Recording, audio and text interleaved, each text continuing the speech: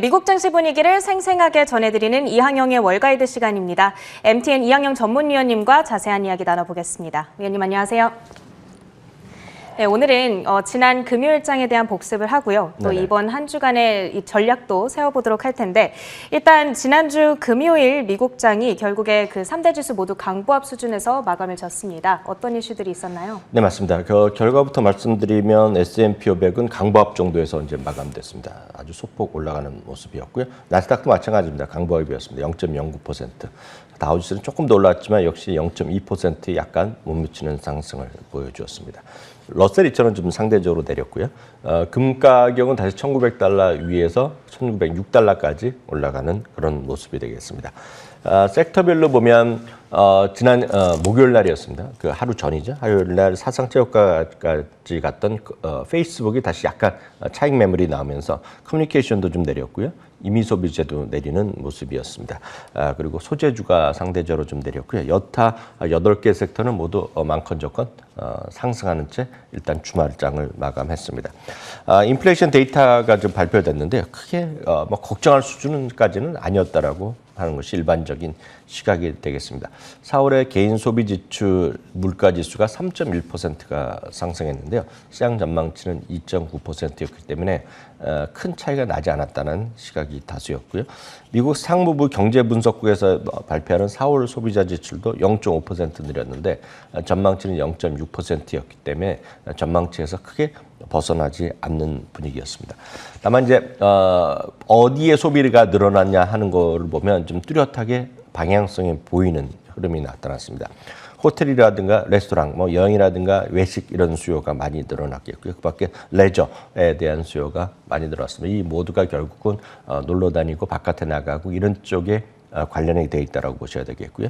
많은 분들 이제 우리나라에서도 이제 차의 생산이 약간씩 지연되고 있고 결국은 칩 반도체 부족 이런 거 많이 들으셨을 것 같습니다. 그러다 보니 지금 중고차 가격도 상상 이상으로 올라가고 있는 것을 뉴스 많이 해외 뉴스 보셨을 텐데요.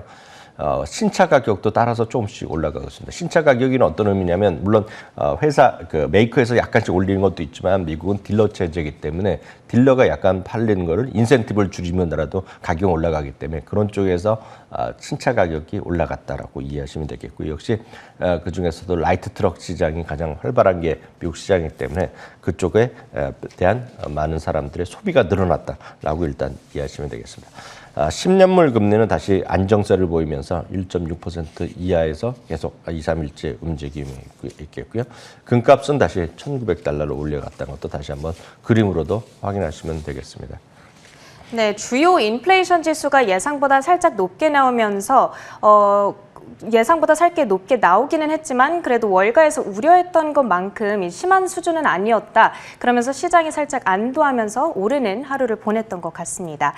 주요 종목들의 흐름도 확인해 보도록 할 텐데요. 일단 엔비디아가 지난주에 호실적을 발표했었잖아요. 네네. 그러면서 목요일장에서는 살짝 쉬어가는 흐름이 나왔는데 금요일에 다시 한번 크게 올랐네요. 네, 맞습니다. 엔비디아는 말씀드렸다시피 지난 실적 발표한 이후에 하루 약간 차익 실현이 나왔습니다. 그럼에도 불구하고 그 다음 날은 다시 금요일 날이죠. 4%, 5% 가까이 급등하면서 바로 그냥 사상 최고까지 기록했습니다. 제가 목요일 날 이제 금요일 날 새벽이죠. 방송하면서 엔비디아의 실적 대한 월가의 코멘트를 제가 말씀드렸는데요. 최소한 14군데의 증권사가 투자 의견을 리뷰를 했는데요. 물론 의견은 약간씩 뭐 여전히 바뀔 수 있겠고 매수 의견을 바꾼 데도 있겠지만 중요한 건 목표 주가는 14곳이 모두 목표 주가를 올렸다는 말씀드렸는데 여하튼 엔비디아가 사상 최고가를 기록한 것이 시장의 단연코 월가의 최고의 관심주가 되겠고요. 세일즈포스닷컴도 그 전날 이제 실적 발표했는데요. 깜짝 실적이 나왔고 실적 가이던스를 상향하는 모습이 역시 뚜렷했습니다. 역시 5% 이상 상승하는 모습을 보여준 모습이 되겠고요.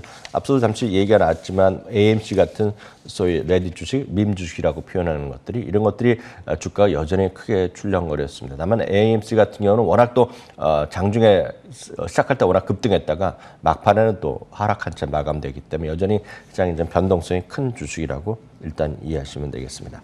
한편 목요일 날이죠. 목요일 날 실적 장마감위에 발표한 이후에 금요일 날 이제 시장에 온전히 반영된 것이 또 하나 이제 화장품 체인 리테일숍이 되겠습니다.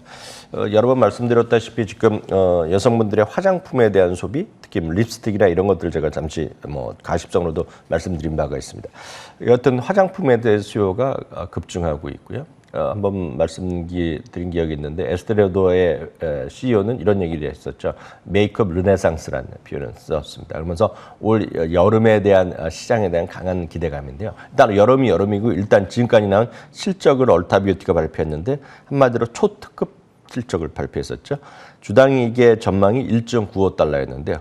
깔끔하게 2배가 늘어났습니다. 4달러가 넘는 이익을 발표하면서 슈퍼 깜짝 실적이 나왔고요. 여기다가 연간 실적 가이던스도 상향해버렸습니다. 그러다 보니 52주 신고가, 사상제 효과에도 불과 2, 3달러 수준까지 올라가면서 52주 신고까지 갔고요. 앞서 말씀드렸던 AMC와 더불어서 역시 밈스탁이라고 표현을 하는데요.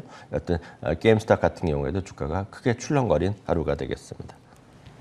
네, 특징주들까지 확인해 봤는데요. 저희가 첫 번째로 확인했던 엔비디아 같은 경우에는 액면 분할 이후에 다우지수로 편입될 가능성까지 거론이 되고 있으니까요. 그때까지 꾸준한 관심을 가져보시면 좋을 것 같습니다. 자, 이제 5월 한 달간, 지금 오늘이 5월 31일이잖아요. 이제 5월 한 달간을 마무리하면서 한 달간의 주식시장의 흐름을 정리해 보도록 할까요? 네, 아시겠지만 이제 오늘 밤에 미국 시장이 없습니다. 네. 오늘 그럼 미국 시장은 이제 메모리얼 데이이기 때문에 휴장입니다. 그래서 일단 5월은 마감한 것이 미국 상황인데요. 주간 단위 3대 지수 모두 상승했습니다. 그렇지만 월간 단위를 보면 다우는 1.9% 올랐고요. S&P 500은 0.6%, 나스닥은 아쉽지만 1.5% 떨어졌습니다. 지금 보여드린 것은 3대 지수의 5월 추이기 때문에요. S&P 500 기준으로 말씀드린다면 소폭의 상승을 보여줬습니다. 고점 대비 좀 많이 떨어졌다고 생각하시는 분 계시겠지만 다우는 사상체업가 대비 1.6% 하락이고요. S&P 500은 불과 0.8%밖에 차이가 나지 않습니다. 언제라도 사상체업가에 바로 올라갈 수 있는 부분이 되겠고요. 나스닥은 3.3%가 그 고점 대비에 밀려 있고요. 나스닥 100도 마이너스 2.6%에 불과합니다. 한편 섹터로 보면 금융이라든가 에너지, 소재, 산업주가 강세였고요. 임의소비재 그리고 기술주가 막판에 좀 반등을 했지만 기술주가 초반에 좀 좋지 않았기 때문에 기술주는 결국 마이너스였고 유틸리도 약세였습니다. 대표적인 5월에 아주 강했던 주식 보면 대표적인 소재주죠. 뉴코가 시장에 가장 많이 올라간 주식 중에 하나가 되겠고요. 뭐 하는 기업인가요? 철강 회사입니다. 철강. 네. 그러니까 대표적인 소재 회사라고 보셔야 되겠고요. 다음은 포드입니다. 포드는 지난 한 3주차, 4주차부터 워낙 많이 달린 모습이었죠. 지난 금요일 날은 소폭 하락했지만 포드가 가장 강하게 올라간 주식 중에 탑10에 들어가는 것이 되겠고요. 역시 세계 최대 금강 회사죠. 뉴먼 마이닝도 워낙 금 가격이 상승하다 보니까 한 달 내내 재미있었습니다. 반면에 워낙 작년에 좋았지만 이제 결국은 리오프닝 경제 활동 재개하면 이런 것들은 좀 매출에 대한 이익의 성장이 좀 줄어들지 않겠냐 하면서 애쉬가 오히려 좀 주가가 좀 재미없는 5월 초부터 상당히 급락을 한 흐름이네요. 네, 맞습니다. 그리고 디스커버리 같은 경우에는 아시다시피 아키고스 사태 이후 계속 흘러내리는 모습이 되겠고요. 트위트 같은 경우는 실적에 좀 실망 나온 이후에 좀 반등의 추세를 보이고 있지만 실적에서의 하락에서 아직 완전히 벗어나진 못하는 분위기가 되겠습니다. 네, 5월 한 달 동안에 가장 큰 폭의 급등과 급락을 보였던 종목들 정리해 봤습니다. 자, 이제 5월을 이렇게 저희가 마무리를 해보고요. 이제 6월을 또 준비를 해봐야겠습니다.